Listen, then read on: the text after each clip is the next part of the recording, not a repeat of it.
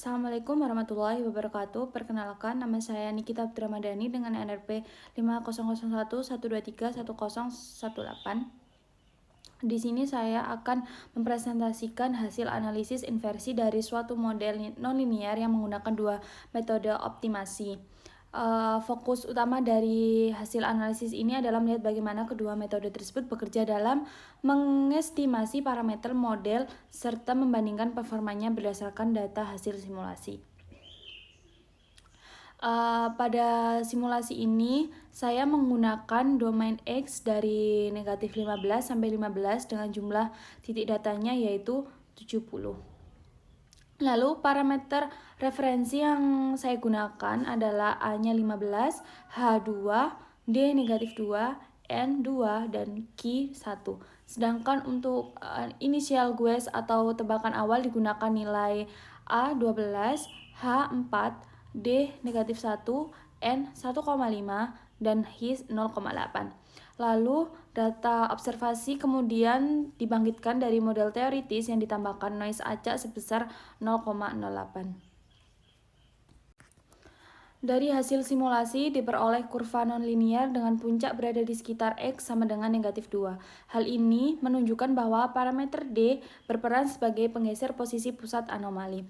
Sementara itu, parameter A mengontrol tinggi atau amplitudo maksimum dari kurva. Noise yang ditambahkan itu relatif kecil sehingga data observasi masih mengikuti pola kurva teoritis dengan cukup baik adanya penyimpanan ekstrim.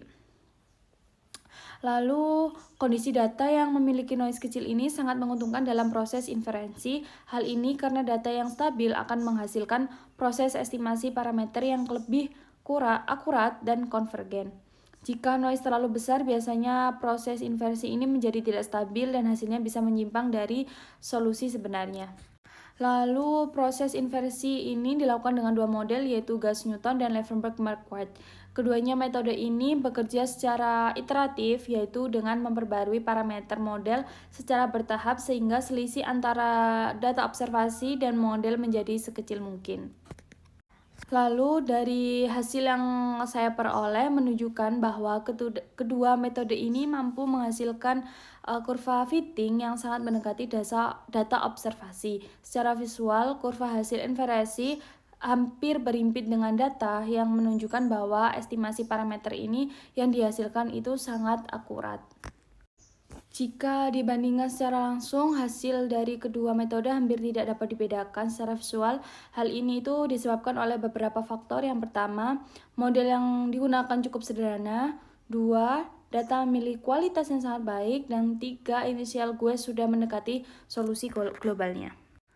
Lalu secara fisik, bentuk kurva yang simetris terhadap titik pusat itu menunjukkan bahwa model sangat dipengaruhi oleh komponen jarak kuadrat yaitu X min D kuadrat plus H kuadrat di mana parameter H mengontrol lebar kurva split sedangkan parameter N dan Q mempengaruhi tingkat peluruhan dari respon terhadap jarak.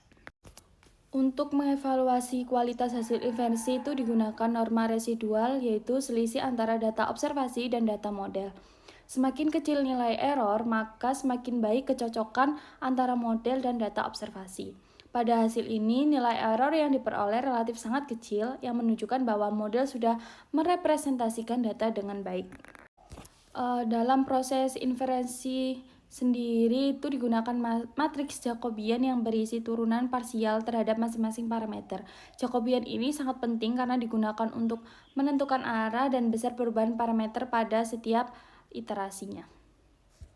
Maka dari hasil yang saya peroleh dapat disimpulkan bahwa kedua metode inversi yaitu Gas-Newton dan Levenberg-Marquardt mampu merekonstruksi parameter model dengan baik. Tidak adanya perbedaan signifikan antara kedua metode menunjukkan bahwa permasalahan yang diselesaikan itu bersifat stabil dengan tingkat nonlinearitas rendah dan kualitas data yang sangat baik. Dalam kondisi ini, metode Gas-Newton sudah cukup efisien untuk digunakan, sedangkan metode Levenberg-Marquardt itu lebih unggul daripada kasus yang lebih kompleks, seperti data dengan noise tinggi atau initial guess yang masih jauh dari solusi. Demikian presentasi yang dapat saya sampaikan, kurang lebihnya mohon maaf. Wassalamualaikum warahmatullahi wabarakatuh.